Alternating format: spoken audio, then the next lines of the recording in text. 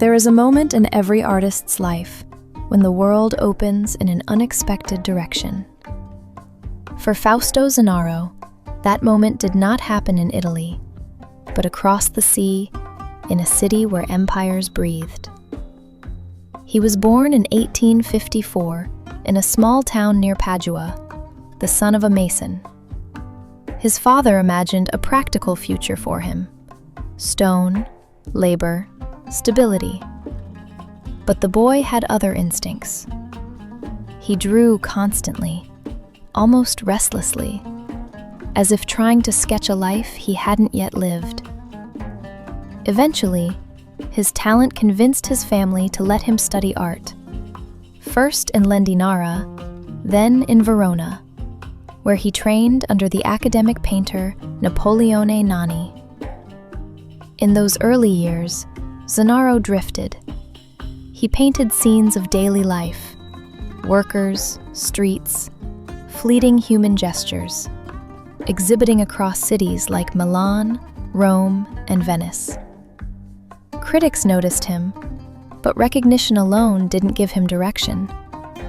He was searching for something larger, though he didn't yet know what. Then, in 1891, everything changed. He fell in love with one of his students, Elisabetta Ponte. Together, they made a bold decision: to leave Italy and travel to Istanbul, inspired by the vivid travel writings of Edmondo de Amicis. What they found there was not just a new landscape, but a new destiny. Istanbul at the time was the heart of the Ottoman Empire, a place where East and West intertwined. Zonaro immersed himself in its rhythms, its markets, its ceremonies, its light.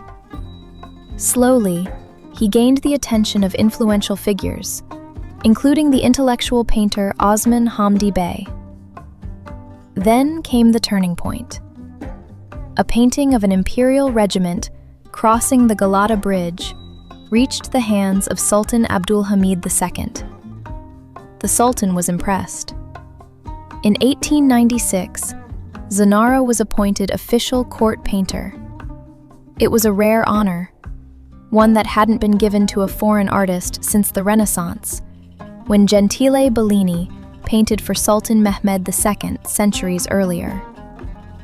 Zonaro understood the weight of that legacy. He wasn't just painting scenes. He was documenting an empire at its height and, unknowingly, at its edge.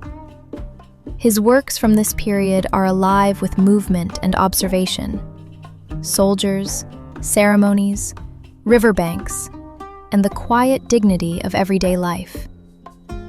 But sometimes, he encountered something deeper. During the day of Ashura, he witnessed a powerful and unsettling religious procession. The experience stayed with him, leading to one of his most haunting works, a reflection not just of what he saw, but of what he felt, a longing to understand the grief of another culture. For nearly 2 decades, Zonaro lived and worked in Istanbul. But history moved on.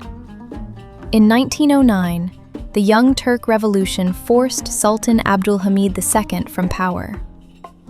With him, Zonaro's position disappeared.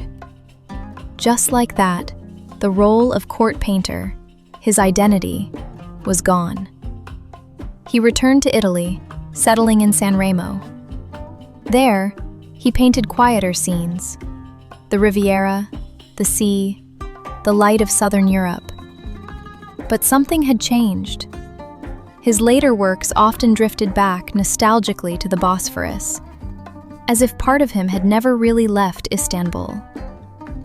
When he died in 1929, his gravestone carried an unusual mark: an Ottoman emblem, beneath which he was remembered not simply as an Italian artist, but as the last court painter of an empire.